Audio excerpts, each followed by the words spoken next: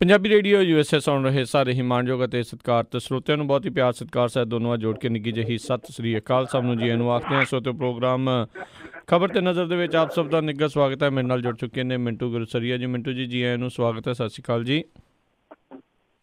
ਸ਼ੁਕਰੀਆ ਜੀ, ਸਾਰਿਆਂ ਨੂੰ ਸਤਿ ਸ਼੍ਰੀ ਅਕਾਲ ਜੀ। ਸਾਡੇ ਅੱਜ ਦੇ ਪ੍ਰੋਗਰਾਮ ਖਬਰ ਤੇ ਨਜ਼ਰ ਨੂੰ ਸਪਾਂਸਰ ਕਰਦੇ ਨੇ ਖਾਲਸਾ ਇੰਸ਼ੋਰੈਂਸ ਏਜੰਸੀ ਵਾਲੇ, ਜਿਨ੍ਹਾਂ ਦੇ ਕੋਲੋਂ ਤੁਸੀਂ ਹਰ ਇੱਕ ਤਰੀਕੇ ਦਾ ਇੰਸ਼ੋਰੈਂਸ ਕਰਵਾ ਸਕਦੇ ਹੋ। ਪੂਰੇ ਅਮਰੀਕਾ ਭਰ ਦੇ ਵਿੱਚ ਇੰਸ਼ੋਰੈਂਸ ਕਰਦੇ ਨੇ।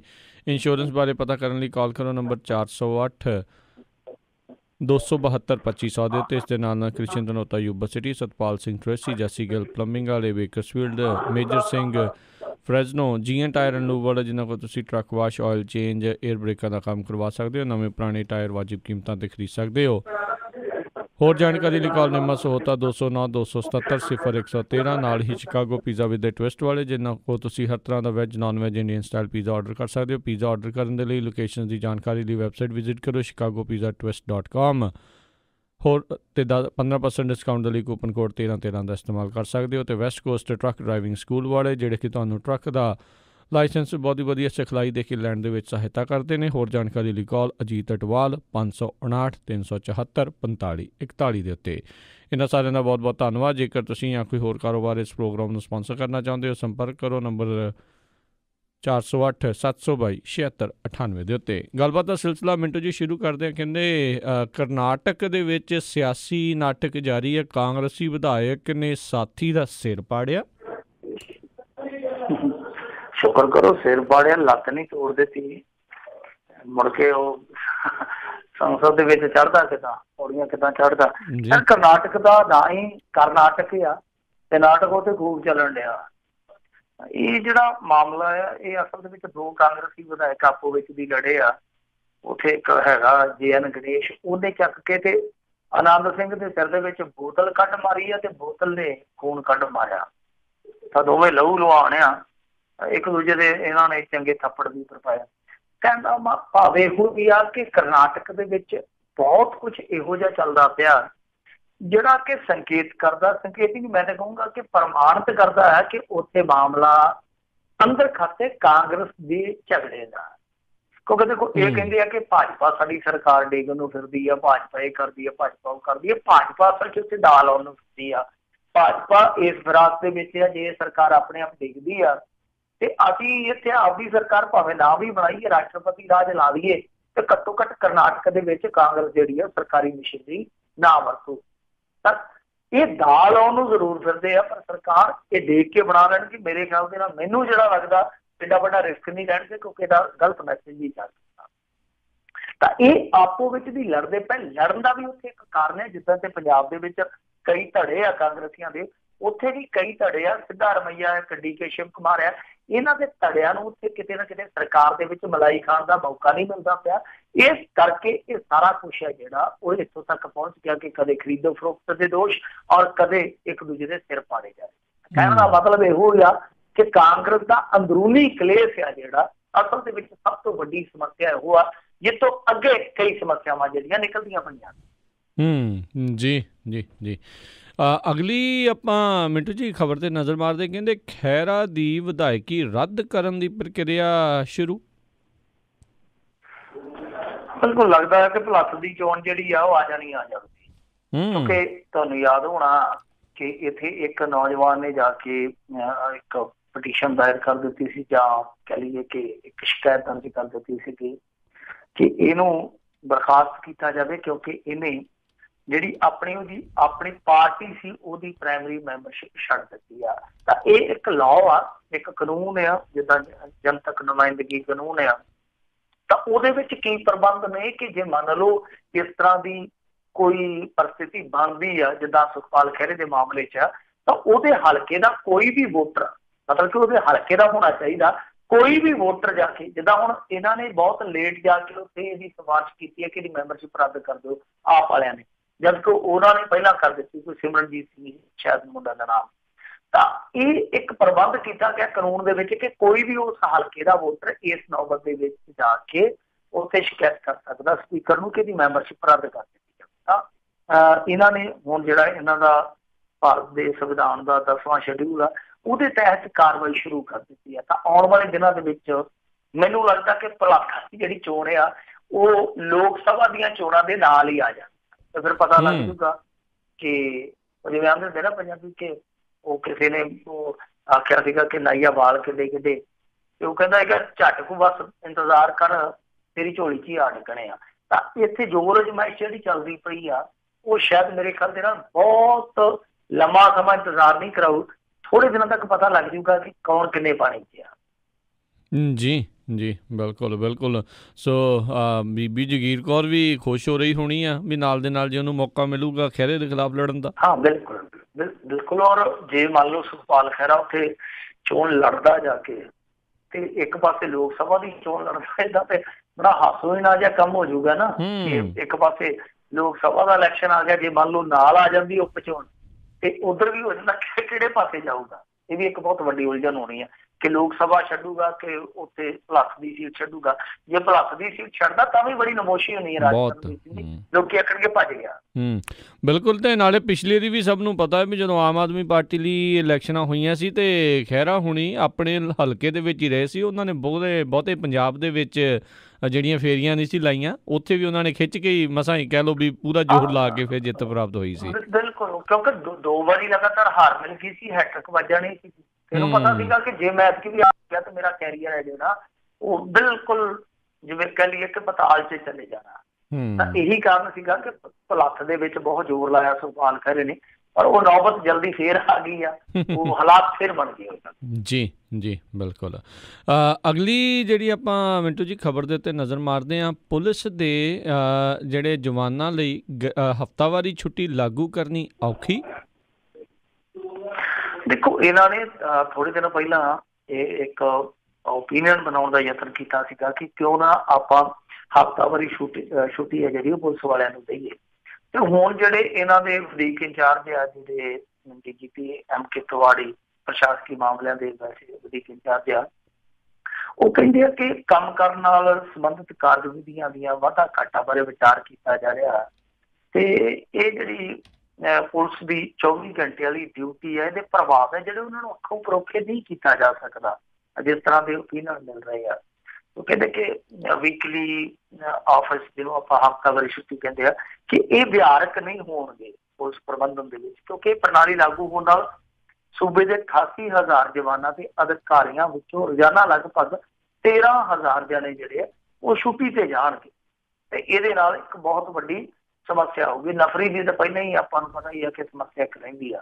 ਤਾਂ ਇਹੀ ਕਾਰਨ ਆ ਕਿ ਜਿਹੜੀ ਹਫ਼ਤਾਵਾਰੀ ਛੁੱਟੀ ਉਡੀਕੀ ਜਾ ਰਹੀ ਸੀ ਪੁਲਿਸ ਮੁਲਾਜ਼ਮਾਂ ਵੱਲੋਂ ਕਿ ਸਾਨੂੰ ਜਲਦੀ ਇਹਦਾ ਲਾਭ ਮਿਲ ਸਕਦਾ, ਤਾਂ ਉਹਦੇ ਤੇ ਕਿਤੇ ਨਾ ਕਿਤੇ ਹੁਣ ਇੱਕ ਸੰਸਥਾ ਕਹਿ ਲਈਏ ਜਾਂ ਸ਼ੰਕਾ ਕਹਿ ਲਈਏ ਉਹਦੇ ਬਦਲ ਮੰਡਰਾਉਣ ਲੱਗ ਪਏ ਆ।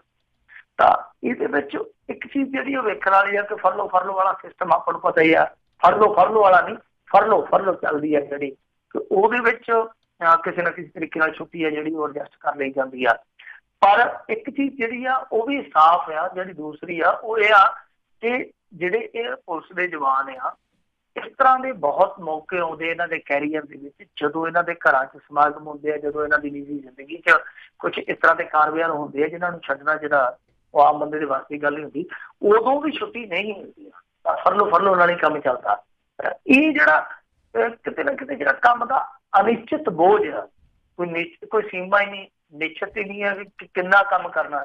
ਤੇ ਇਹ ਜਿਹੜਾ ਅਨਿਸ਼ਚਿਤ ਬੋਝ ਆ ਕਿਤੇ ਨਾ ਕਿਤੇ ਜੋ ਪੰਜਾਬ ਪੁਲਿਸ ਨੂੰ ਆਪਾਂ ਮਿਲਦੇ ਆ ਪੜ੍ਹਦੇ ਆ, ਤਾਂ ਉਹਦੇ ਵਿੱਚ ਇਹ ਇੱਕ ਬਹੁਤ ਵੱਡਾ ਇੰਪੈਕਟ ਆ ਕਿ ਉਹ ਜਿਹੜਾ ਸਟ੍ਰੈਸ ਆ ਉਹ ਇਹਨਾਂ ਦੇ ਮਾਨਸਿਕ ਤੇ ਸਰੀਰਕ ਦੋਨਾਂ ਤਰ੍ਹਾਂ ਦੇ ਹੀ ਦੁਸ਼ਪ੍ਰਭਾਵਾਂ ਦਾ ਇੱਕ ਕਾਰਨ ਬਣਦਾ।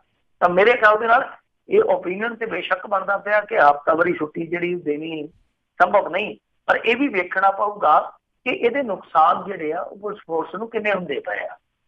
ਜੀ ਜੀ ਜੀ। ਤੇ ਅਗਲੀ ਜਿਹੜੀ ਆ ਗੱਲ ਕਰੀਏ, ਕਹਿੰਦੇ ਚੋਣ ਕਮਿਸ਼ਨ ਨੇ ਪੰਜਾਬ ਬਾਰੇ ਚਿੰਤਾ ਜਤਾਈ ਆ।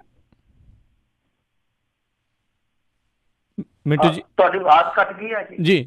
ਮਿੰਟੂ ਜੀ ਸਵਾਲ ਸੀਗਾ, ਕਹਿੰਦੇ ਚੋਣ ਕਮਿਸ਼ਨ ਨੇ ਪੰਜਾਬ ਪ੍ਰਤੀ ਚਿੰਤਾ ਜਤਾਈ ਆ। ਹਾਂਜੀ ਬਿਲਕੁਲ। ਇਹ ਜਿਹੜੀ ਲੋਕ ਸਭਾ ਦਾ ਇਲੈਕਸ਼ਨ ਦੀ ਗੱਲ ਆਪਾਂ ਕਰਦੇ ਪਏ ਹਾਂ, ਉਹਦੇ ਬਾਰੇ ਜਿਹੜਾ ਸਾਡਾ ਇੱਥੋਂ ਦਾ ਇੰਡੀਆ ਦਾ ਮੁੱਖ ਚੋਣ ਕਮਿਸ਼ਨ ਹੈ ਉਹਦੇ ਅਧੀਨ ਆਉਂਦਾ ਪੰਜਾਬ ਦਾ ਜਿਹੜਾ ਮੁੱਖ ਚੋਣ ਅਧਿਕਾਰੀ ਹੈ ਜਾਂ ਚੋਣ ਕਮਿਸ਼ਨ ਹੈ ਜਿਹੜਾ ਉਹ ਸਟੇਟ ਦਾ। ਤਾਂ ਜਿਹੜਾ ਸਟੇਟ ਦਾ ਮੁੱਖ ਚੋਣ ਅਧਿਕਾਰੀ ਆ, ਜਿਹਨੂੰ ਆਪਾਂ ਸੀਓ ਕਹਿੰਦੇ ਆ, ਤਾਂ ਉਹ ਸੀਓ ਨੂੰ ਇਹ ਲੱਗਦਾ ਕਿ ਸੂਬੇ ਵਿੱਚ ਇਹ ਚੋਣਾਂ ਜਿਹੜੀਆਂ ਸਾਫ਼ ਸੁਥਰੇ ਢੰਗ ਨਾਲ ਕਰਵਾਉਣੀਆਂ ਸੰਭਵ ਨਹੀਂ, ਕਿਉਂਕਿ ਇੱਥੇ ਪੰਜਾਬ ਦੇ ਵਿੱਚ ਦੋ ਵੱਡੇ ਅੜਿੱਕੇ ਆ, ਇੱਕ ਤੇ ਆ ਡੇਰਾ, ਦੂਸਰਾ ਡਰੱਗ। ਤਾਂ ਉਹ ਕਹਿੰਦੇ ਆ ਕਿ ਜਦ ਤੱਕ ਇਹ ਮਾਮਲੇ ਇੱਥੇ ਪਚੀਦਾ ਬਣੇ ਹੋਏ ਉਦੋਂ ਤੱਕ ਨਿਰਪੱਖ ਢੰਗ ਦੇ ਨਾਲ ਚੋਣਾਂ ਇੱਥੇ ਪੰਜਾਬ ਦੇ ਵਿੱਚ ਕਰਵਾਉਣੀਆਂ ਸੰਭਵ ਨਹੀਂ ਹੈ। ਤਾਂ ਇਹ ਇੱਕ ਮੇਰੇ ਖਿਆਲ ਦੇ ਨਾਲ ਵੱਡਾ ਬਿਆਨ ਆ, ਜਾਂ ਕਹੀਏ ਕਿ ਬਹੁਤ ਵੱਡਾ ਇੱਕ ਤਰ੍ਹਾਂ ਨਾਲ ਕਹੀਏ ਪ੍ਰਮਾਣ ਹੈ ਇਸ ਗੱਲ ਦਾ ਕਿ ਪੰਜਾਬ ਦੇ ਵਿੱਚ ਡੇਰਾਵਾਦ ਆ ਜਿਹੜਾ ਉਹ ਆਪਣੀ ਜੜ ਇੰਨੀ ਡੂੰਘਾਈ ਤੱਕ ਲੈ ਗਿਆ ਕਿ ਹੁਣ ਸੱਤਾ ਨੂੰ ਔਰ ਸਿਆਸਤ ਦੋਨਾਂ ਧਿਰਾਂ ਨੂੰ ਪ੍ਰਭਾਵਿਤ ਕਰ ਦਿੱਤਾ, ਚਾਹੇ ਸੱਤਾ ਕਿਸੇ ਕੋਲ ਵੀ ਹੋਵੇ, ਸਿਆਸਤ ਕਿਸੇ ਕੋਲ ਵੀ ਹੋਵੇ। ਤਾਂ ਦੂਸਰਾ ਮਾਮਲਾ ਡਰੱਗ ਦਾ, ਡਰੱਗ ਬਾਰੇ ਗੱਲ ਕੀ ਕਰਨੀ ਆ, ਤਾਂ ਡਰੱਗ ਦੇ ਵਿੱਚ ਇਹ ਚੀਜ਼ ਜਿਹੜੀ ਆ ਉਹ ਇੱਕ ਮੁੱਖ ਸਮੱਸਿਆ, ਕਿਉਂਕਿ ਜਿੱਥੇ ਡਰੱਗ ਹੋਊਗੀ ਉੱਥੇ ਵੋਟਾਂ ਦੀ ਖਰੀਦੋ ਫਰੋਖਤ ਹੈ ਜਿਹੜੀ ਬੜੀ ਆਸਾਨੀ ਨਾਲ ਹੋ ਸਕਦੀ, ਤਾਂ ਉਹਨੂੰ ਫੜਨਾ ਜਿਹੜਾ ਉਹ ਓਨਾ ਹੀ ਮੁਸ਼ਕਿਲ ਹੁੰਦਾ ਜਿੰਨੀ ਖਰੀਦੋ ਫਰੋਖਤ ਆਸਾਨ ਹੁੰਦੀ ਹੈ। ਸੋ ਇਹੀ ਕਾਰਨ ਆ ਕਿ ਮੁੱਖ ਚੋਣ ਅਧਿਕਾਰੀ ਆ ਜਿਹੜਾ ਸਟੇਟ ਦਾ, ਉਹਨੇ ਚਿੰਤਾ ਜਤਾਈ ਆ ਕਿ ਜਦ ਤੱਕ ਇਹਨਾਂ ਦੋਨਾਂ ਚੀਜ਼ਾਂ ਦਾ ਟ੍ਰੈਂਡ ਆ ਚੱਲਣ ਆ ਉਦੋਂ ਤੱਕ ਇੱਥੇ ਨਿਰਪੱਖ ਢੰਗ ਨਾਲ ਚੋਣ ਜਿਹੜੀ ਆ ਉਹ ਕਰਵਾਉਣੀ ਬਹੁਤ ਮੁਸ਼ਕਿਲ ਆ। ਜੀ ਜੀ ਜੀ। ਅਤੇ ਅਗਲੀ ਜਿਹੜੀ ਗੱਲ ਕਰਦੇ, ਕਹਿੰਦੇ ਆਮ ਆਦਮੀ ਪਾਰਟੀ ਨੇ ਚੰਡੀਗੜ੍ਹ ਤੋਂ ਖੇਡਿਆ ਹਰਮੋਹਨ ਧਵਨ ਦੇ ਉੱਤੇ ਦਾ। ਦੇਖੋ, ਇਹਨਾਂ ਨੇ ਆਮ ਆਦਮੀ ਪਾਰਟੀ ਵਾਲਿਆਂ ਨੇ ਹਰਮੋਹਨ ਧਵਨ ਨੂੰ ਉਮੀਦਵਾਰ ਦਾ ਤਗਮਾ ਦੇ ਦਿੱਤਾ ਕਿ ਹੁਣ ਉਮੀਦਵਾਰ ਤੂੰ ਹੋਏਗਾ ਮੈਦਾਨ ਦੇ ਵਿੱਚ ਚੰਡੀਗੜ੍ਹ ਦੇ ਵਿੱਚੋਂ। ਸੋ ਚੰਡੀਗੜ੍ਹ ਦੀ ਸੀਟ ਹੈ ਜਿਹੜੀ ਉਹ ਤੁਹਾਨੂੰ ਪਤਾ ਹੀ ਕਿ ਪਹਿਲਾਂ ਗਈ ਸੀਗੀ ਗੁਲਪਨਾਗ ਦੇ ਹੀ, ਤਾਂ ਉਹ ਟਿਕਟ ਜਿਹੜੀ ਗੁਲਪਨਾਗ ਨੂੰ ਮਿਲੀ ਸੀ, ਉਹ ਕੁੜੀ ਆ ਜਿਹੜੀ ਉਹ ਅਦਾਕਾਰਨੀ ਆ, ਤੇ ਉਦੋਂ ਜਿੱਤ ਨਹੀਂ ਸਕੀ, ਜਿੱਤ ਗਈ ਸੀ ਇੱਥੋਂ ਇੱਕ ਹੋਰ ਅਦਾਕਾਰਨੀ ਜਿਹਦਾ ਨਾਮ ਬੀਬੀ ਕਿਰਨ ਖੇਰ ਆ, ਤੇ ਜਿਹਨੇ ਅਸੈਂਬਲੀ ਦੇ ਵਿੱਚ ਥੋੜੇ ਦਿਨ ਪਹਿਲਾਂ ਬੜੀਆਂ ਊਟ ਪਟਾਂਗ ਦੀਆਂ ਹਰਕਤਾਂ ਕੀਤੀਆਂ ਸੀਗੀਆਂ। ਲੋਕ ਕਹਿੰਦੇ ਸੀਗੇ ਕਿ ਐਕਸੀਡੈਂਟਲ ਪ੍ਰਾਈਮ ਮਿਨਿਸਟਰ ਫਿਲਮ ਜਿਹੜੀ ਆ ਉਹ ਇਹਦੇ ਘਰ ਵਾਲੇ ਨੇ ਬਣਾਈ ਆ, ਅਸਲ ਦੇ ਵਿੱਚ ਇਹ ਐਕਸੀਡੈਂਟਲ MP ਆ, ਜਿਹਨੂੰ ਇਹ ਨਹੀਂ ਅਕਲ ਕਿ ਬਹਿਣਾ ਉੱਥੇ ਕਿਵੇਂ ਆ। ਤਾਂ ਹੁਣ ਇਸ ਮਾਮਲੇ ਦੇ ਵਿੱਚ ਇਹ ਇੱਕ ਵੱਡੀ ਅਪਡੇਟ ਆ ਕਿ ਹਰਮੋਹਨ ਧਵਨ ਨੂੰ ਆਮ ਆਦਮੀ ਪਾਰਟੀ ਵੱਲੋਂ ਇਹਨਾਂ ਨੇ ਉਮੀਦਵਾਰ ਮੈਦਾਨ 'ਚ ਉਤਾਰ ਦਿੱਤਾ। ਪਰ ਸੁਣਨ ਦੇ ਵਿੱਚ ਇਹ ਵੀ ਆਉਂਦਾ ਪਿਆ ਕਿ ਕਿਤੇ ਨਾ ਕਿਤੇ ਚੰਡੀਗੜ੍ਹ ਦੀ ਸੀਟ ਲਈ ਕਾਂਗਰਸ ਦਾ ਜਿਹੜਾ ਮਨੀਸ਼ ਤਿਵਾੜੀ ਆ ਉਹ ਵੀ ਆਪਣੇ ਹੱਥ ਝਾੜਦਾ ਪਿਆ ਕਿ ਮੈਨੂੰ ਮੌਕਾ ਮਿਲ ਜਾਵੇ, ਮੈਂ ਇੱਥੋਂ ਉਮੀਦਵਾਰੀ ਜਾਂ ਮੈਂ ਦਾਅਵੇਦਾਰੀ ਜਿਹੜੀ ਆ ਜਿਤਾਊਂਗਾ। ਤਾਂ ਜੇ ਮੰਨ ਲਓ ਮਨੀਸ਼ ਤਿਵਾੜੀ ਆ ਜਾਂਦਾ, ਉਹ ਹੈਗਾ ਕੇਂਦਰ ਦਾ ਸਾਬਕਾ ਮੰਤਰੀ, ਤਾਂ ਜੇ ਮਨੀਸ਼ ਤਿਵਾੜੀ ਆ ਜਾਂਦਾ, ਇੱਧਰ ਹਰਮੋਹਨ ਧਵਨ ਆ, ਭਾਜਪਾ ਵੱਲੋਂ ਸ਼ਾਇਦ ਕਿਰਨ ਖੇਰ ਹੀ ਆਊਗੀ, ਤਾਂ ਮਾਮਲਾ ਜਿਹੜਾ ਕਸੂਤਾ ਜਿਹਾ ਬਣ ਜਾਣਾ ਹੈ। ਜੀ ਜੀ ਜੀ। ਅਗਲੀ ਜੇ ਆਪਾਂ ਮਿੰਟੂ ਜੀ ਗੱਲ ਕਰਦੇ, ਕਹਿੰਦੇ ਨਵਜੋਤ ਕੌਰ ਸਿੱਧੂ ਵੱਲੋਂ ਚੋਣ ਲੜਨ ਦੇ ਦਿੱਤੇ ਗਏ ਆ ਸੰਕੇਤ। ਬਿਲਕੁਲ, ਜਿੱਦਾਂ ਆਪਾਂ ਮਨੀਸ਼ ਤਿਵਾੜੀ ਦਾ ਨਾਂ ਜ਼ਿਕਰ ਕੀਤਾ ਔਰ ਇਹ ਸੰਭਾਵਨਾ ਬਣਾਈ ਆ ਕਿ ਹੋ ਸਕਦਾ ਕਿ ਮਨੀਸ਼ ਤਿਵਾੜੀ ਨੂੰ ਇੱਥੋਂ ਟਿਕਟ ਦੇ ਦਿੱਤੀ ਜਾਵੇ, ਉਸ ਤਰ੍ਹਾਂ ਇਹ ਵੀ ਸੰਭਾਵਨਾ ਹੈ ਕਿ ਨਵਜੋਤ ਕੌਰ ਸਿੱਧੂ ਆ ਜਿਹੜੀ ਉਹਨੂੰ ਵੀ ਚੰਡੀਗੜ੍ਹ ਦੀ ਟਿਕਟ ਦਿੱਤੀ ਜਾ ਸਕਦੀ। ਕਿਉਂਕਿ ਦੇਖੋ ਅੰਮ੍ਰਿਤਸਰ ਦੀ ਕੀ ਸਮੱਸਿਆ, ਜਿੱਦਾਂ ਹੁਣ ਉਹਨੇ ਸੰਕੇਤ ਦੇ ਦਿੱਤੇ ਆ, ਸਾਫ਼ ਤੌਰ ਤੇ ਆਖ ਦਿੱਤਾ ਬੀਬੀ ਨਵਜੋਤ ਕੌਰ ਸਿੱਧੂ ਨੇ ਕਿ ਜੇ ਮੈਨੂੰ ਮੌਕਾ ਮਿਲਦਾ, ਹਾਈਕਮਾਨ ਅਲਾਉ ਕਰਦੀ ਆ ਤੇ ਮੈਂ ਇਲੈਕਸ਼ਨ ਲੜਨ ਲਈ ਤਿਆਰ ਆ। ਪਿਛਲੇ ਹਫ਼ਤੇ ਨਵਜੋਤ ਸਿੰਘ ਸਿੱਧੂ ਨੇ ਇਹੋ ਗੱਲ ਆਖੀ ਸੀ ਕਿ ਜੇ ਸਾਨੂੰ ਹਾਈਕਮਾਨ ਹੁਕਮ ਦੇਊਗਾ ਤੇ ਅਸੀਂ ਹੁਕਮ ਦੇ ਬੱਧੇ ਆ, ਅਸੀਂ ਚੋਣ ਲੜਾਂਗੇ। ਤਾਂ ਦੇਖੋ ਪ੍ਰਾਇਓਰਟੀ ਤੇ ਇਹਨਾਂ ਦੀ ਤਰਜੀਹ ਤੇ ਜਿਹੜੀ ਹੋਊਗੀ ਉਹ ਅੰਮ੍ਰਿਤਸਰ ਦੀ ਹੋਊਗੀ, ਕਿਉਂਕਿ ਉੱਥੇ ਸਿਆਪਾ ਇਹ ਪੈਂਦਾ ਕਿ ਗੁਰਜੀਤ ਸਿੰਘ ਔਜਲਾ ਜਿਹੜਾ ਉਹ ਸਿਟਿੰਗ MP ਆ, ਉਹਦੀ ਟਿਕਟ ਕੱਟਣੀ ਬਹੁਤ ਸੁਖਾਲਾ ਕੰਮ ਨਹੀਂ ਹੈ, ਕਿਉਂਕਿ ਉਹ ਪੁਰਾਣਾ ਕਾਂਗਰਸੀ ਹੈ, ਨਵਜੋਤ ਸਿੱਧੂ ਨਵਾਂ ਕਾਂਗਰਸੀ ਆ। ਤਾਂ ਇਹ ਵੀ ਇੱਕ ਮੇਰੇ ਖਿਆਲ ਦੇ ਨਾਲ, ਮੇਰੇ ਨੁਕਤੇ ਨਿਗਾਹ ਤੋਂ ਜਿਹੜੀ ਚੀਜ਼ ਆ ਉਹ ਕੰਮ ਦੀ ਆ ਕਿ ਨਵਜੋਤ ਕੌਰ ਸਿੱਧੂ ਹੋ ਸਕਦਾ ਕਿ ਉਹਨੂੰ ਚੰਡੀਗੜ੍ਹ ਦੇ ਮੈਦਾਨ 'ਚ ਵੀ ਉਤਾਰਿਆ ਜਾਵੇ। ਕਿਉਂ? ਕਿਉਂਕਿ ਜਿਹੜੇ ਮਨੀਸ਼ ਤਿਵਾੜੀ ਦਾ ਆਪਾਂ ਨਾਂ ਲਿਆ, ਇਹ ਮਨੀਸ਼ ਤਿਵਾੜੀ ਉਹੀ ਆ ਜਿਹੜਾ 2014 ਦੇ ਵਿੱਚ ਭੱਜ ਗਿਆ ਸੀਗਾ। ਭੱਜ ਜਾਣ ਤੋਂ ਭਾਵ ਇਹ ਆ ਕਿ ਜਦੋਂ ਇਹਨੂੰ ਪਤਾ ਲੱਗ ਗਿਆ ਕਿ ਕਾਂਗਰਸ ਦੀ ਲੁੱਟੀਆ ਡੁੱਬ ਗਈ ਆ ਤੇ ਇਹਨੇ ਇਲੈਕਸ਼ਨ ਲੜਨ ਤੋਂ ਨਾ ਕਰ ਦਿੱਤਾ। ਇਹ ਕਹਿੰਦਾ ਫਿਰ ਕੀ ਢਿੱਲੀ ਰਹਿੰਦੀ ਆ, ਇਲੈਕਸ਼ਨ ਲੜ ਕੇ ਕੀ ਕਰੂੰਗਾ। ਤਾਂ ਹੁਣ ਕਿਤੇ ਨਾ ਕਿਤੇ ਲੱਗਦਾ ਉਹ ਆ ਕਿ ਮਨੀਸ਼ ਤਿਵਾੜੀ ਬੇਸ਼ੱਕ ਦਾਅਵੇਦਾਰੀ ਜਿਤਾਵੇ, ਤਾਂ ਜੇ ਮੰਨ ਲਓ ਅੰਮ੍ਰਿਤਸਰ ਦੇ ਵਿੱਚ ਪੇਚ ਫਸਦਾ ਤਾਂ ਹੋ ਸਕਦਾ ਨਵਜੋਤ ਕੌਰ ਸਿੱਧੂ ਆ ਜਿਹੜੀ ਉਹ ਚੰਡੀਗੜ੍ਹ ਦੇ ਵਿੱਚ ਰਿਪਲੇਸ ਕਰ ਦਿੱਤੀ ਜਾਵੇ। ਜੀ ਜੀ ਜੀ।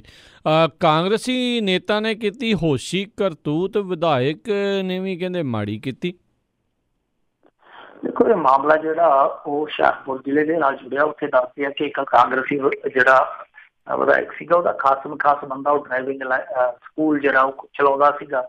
ਇੱਕ ਬੀਬੀ ਉੱਥੇ ਆ ਕੇ ਡਰਾਈਵਿੰਗ ਸਿੱਖ ਰਹੀ ਸੀਗੀ, ਉਸ ਬੰਦੇ ਨੇ ਉਹਦੇ ਨਾਲ ਸੰਬੰਧ ਬਣਾਉਣ ਵਾਸਤੇ ਦਬਾਅ ਪਾਇਆ ਤੇ ਉਸ ਬੀਬੀ ਨੇ ਅੱਗੇ ਜਾ ਕੇ ਵਿਰੋਧਤਾ ਕੀਤੀ। ਫਿਰ ਇਸ ਤੋਂ ਬਾਅਦ ਮਾਮਲਾ ਜਿਹੜਾ ਉਹ ਘਰਾਂ ਤੱਕ ਪਹੁੰਚਿਆ। ਜਦੋਂ ਇਹ ਬੰਦਾ ਨਾ ਹਟਿਆ ਤੇ ਉਹ ਜਿਹੜੀ ਲੜਕੀ ਸੀਗੀ, ਉਹਦੇ ਬਾਪ ਨੇ ਇਹਦੇ ਨਾਲ ਕੋਈ ਧੱਕਾ ਮੁੱਕੀ ਕਰ ਦਿੱਤੀ। ਫਿਰ ਦੱਸਦੇ ਕਿ ਇਹਨੂੰ ਚੁੱਕ ਕੇ ਤੇ ਚੌਂਕੀ ਦੇ ਵਿੱਚ ਫੜਾ ਦਿੱਤਾ ਗਿਆ।